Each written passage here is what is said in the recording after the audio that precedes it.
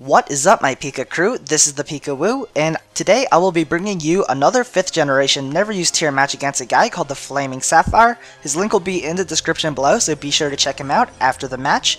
So this team that I'm using today is a structured stall team that relies heavily on entry hazards, and yeah, as you can see, I do have a Pignite, and I'll explain Pignite's role on this team a little later, but for now, let's just enjoy this battle. So I do decide to lead off with my Shelgon, anticipating him to lead off with low punny, and most low punnies in 4th generation and U tier usually are Trick Flame Orb or Baton Pass, so that's why I go for the Protect to scout if he has the Switcheroo or not, but he actually goes for the Substitute, so that makes me think he is a Baton Passing set. So next turn, if he is a Baton Passer, he's definitely going to go for the Agility, so it's a perfect opportunity to bring in my Pignite, because this is a bulky Pignite with Roar, and I'll explain this moveset more in detail later on in the match, but for now he actually goes for the Focus Punch, and he shows me he has Life Orb, so he's definitely sub 3 attacks and a relatively offensive low punny, not a defensive low punny. So I can go right back into my Shelgon, set up a Wish, and use that Wish Protect combination to heal myself pretty much back to full.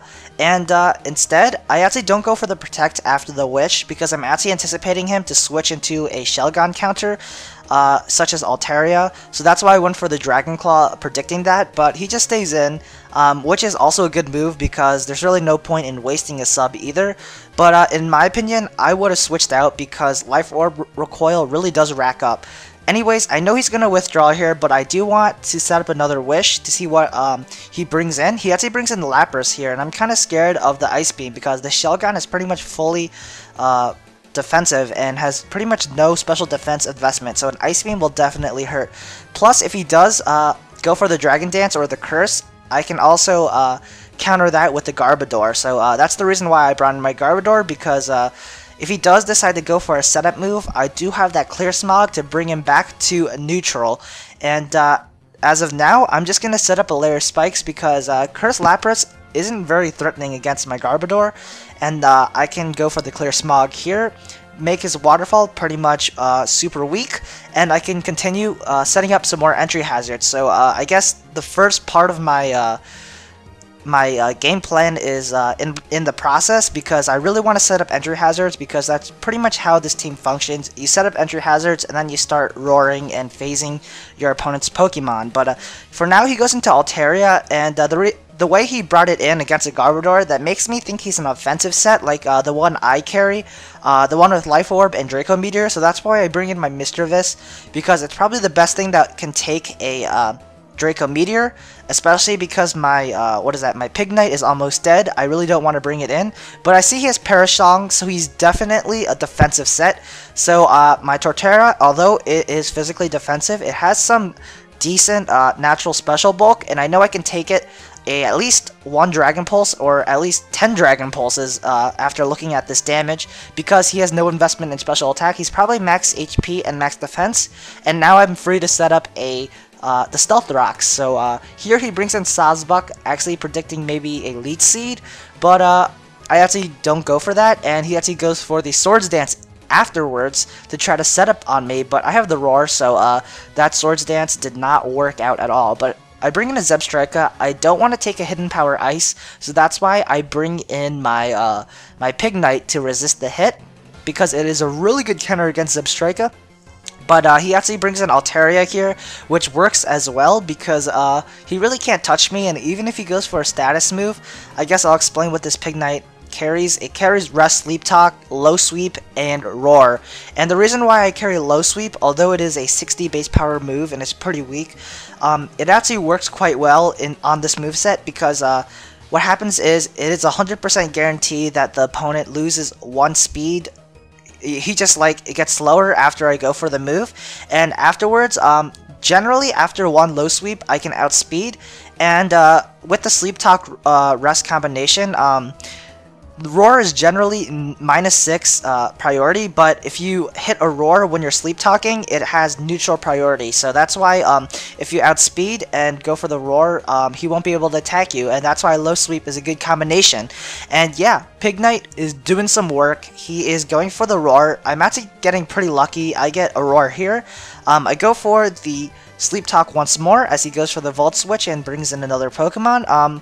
Let's see what I get. I believe I get another Roar, which is very, very lucky because Stealth Rock and Spike's damage are definitely racking up on his Pokemon. As you can see, Shuckle takes a lot of damage. He actually doesn't even get to do anything because I roar him right out into another Pokemon. This time it is his Lopunny, so here, I know I can live at least one return because even though I'm not invested in defense, I'm actually max HP, max special defense with, I believe, Careful Nature. I still have around 210 defense after the Eviolite, so I live that hit, he dies from Life Orb, and I go right back to sleep. But yeah, this Pignite is an absolute monster. It walls a lot of special Pokemon for days. Even Psychic Pokemon like Duosion and Behem, they really... I think Psychic is still around a 3-hit KO against this Pignite, so yes, he actually brings in Lapras here.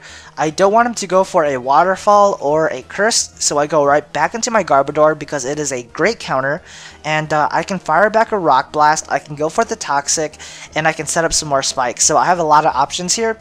I decided to go for the Toxic because I want to cripple this Lapras and try to kill him easier, or make it easier to kill him. And he actually goes for the Rest, so that makes me think he is a mono-attacking, sleep-talking Lapras with Curse, Rest, Sleep Talk, and Waterfall. So that's why I believe I just stay in some more and just go for the spikes. But he actually switches out after the Rest, so that tells me he's not a Sleep Talker. He's probably Rest, Curse, Ice Shard, and Waterfall. But he actually brings in Sawsbuck. The Earthquake is pretty obvious, so I can bring in Torterra. Even if he decides to predict my switch and goes for a Swords Dance, I'm fine with that because Torterra can at least take two what is that? Wood Leeches or Woodhorn? Horn Leech, or at least 2 returns after the Swords Dance. So see that return that absolutely does nothing. I can phase him out, go for the Roar. That Sawsbuck is dead because he won't be able to switch in again because of entry hazards. And look at that. This Shuckle is pretty much almost dead. I can outspeed, and I can hopefully take him out with a Seed Bomb. I don't know if I can take him out because Shuckles are relatively bulky, and I don't have any attack investment, but luckily I do take him out, so another Pokemon is pretty much dead.